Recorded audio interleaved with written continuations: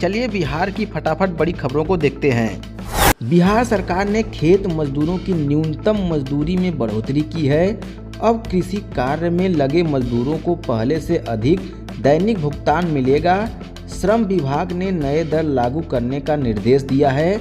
इससे महंगाई के दौर में मजदूरों को राहत मिलेगी।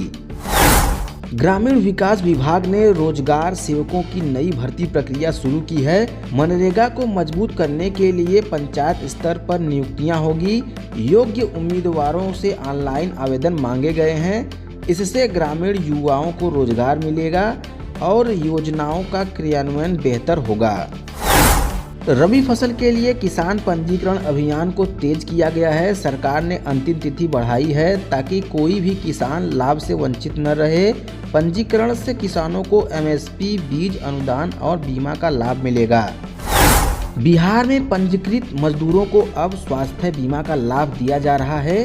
गंभीर बीमारी की स्थिति में इलाज का खर्च सरकार उठाएगी। श्रम विभाग के अनुसार लाखों मजदूरों को इस योजना से जोड़ा जा चुका है। राज्य सरकार महिला किसानों के लिए विशेष कृषि प्रशिक्षण कार्यक्रम चला रही है। आधुनिक खेती, जैविक कृषि और मशरूम उत्पादन की जानकारी दी जा रही है। इससे महिलाएं आत्मनिर्भर बन रही हैं और ग्रामीण अर्थव्यवस्था को मजबूती मिल रही है। बिहार लौटे प्रवासी मजदूरों के लिए विशेष रोजगार योजना लागू की गई है।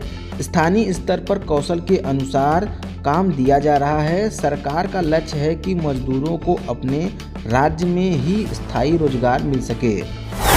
राज्य में नई सिंचाई परियोजनाओं पर तेजी से काम हो रहा है। नहर लिफ्ट सिंचाई योजनाओं से हजारों किसानों की जमीन सिंचित होगी। इससे फसल उत्पादन बढ़ेगा और किसान आय में सुधार होगा। बिहार श्रमिक पेंशन योजना में इस वर्ष बड़ी संख्या में नए लाभार्थियों को जोड़ा गया है। 60 वर्ष के बाद मजदूरों को मासिक पेंशन दी जा रही है। इससे बुजुर्ग श्रमिकों को आर्थिक सुरक्षा मिल रही है। सरकार ने किसानों को मुफ्त मृदा जांच की सुविधा उपलब्ध कराई है। रिपोर्ट के आधार पर खाद उपयोग की सलाह दी जा रही है। इससे खेती की लागत कम होगी और उत्पादन बेहतर होगा। कृषि आधारित स्टार्टअप को बढ़ावा। बिहार सरकार कृषि आधारित स्टार्टअप को बढ़ावा दे रही है। युवाओं को अनुदान और प्रशिक्षण दिया जा रहा है। इससे कृषि क्षेत्र में रोजगार के नए अवसर पैदा होंगे और किसानों को बेहतर बाजार मिलेंगे।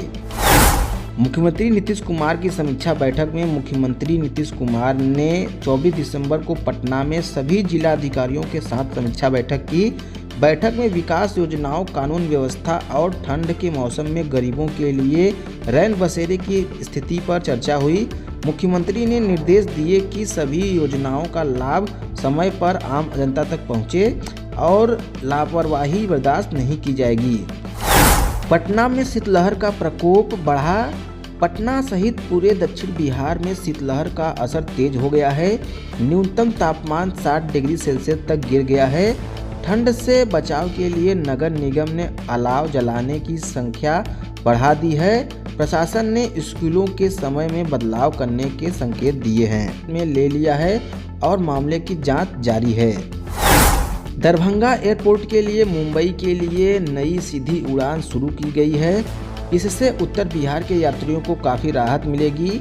नागरिक उड्डयन मंत्री ने इसे क्षेत्रीय विकास के लिए अहम कदम बताया है। बिहार विद्यालय परीक्षा समिति ने 2026 की मैट्रिक और इंटर परीक्षा की तैयारियां तेज कर दी है। प्रश्न पत्रों की छपाई और परीक्षा केंद्रों की सूची लगभग पूरी हो चुकी है।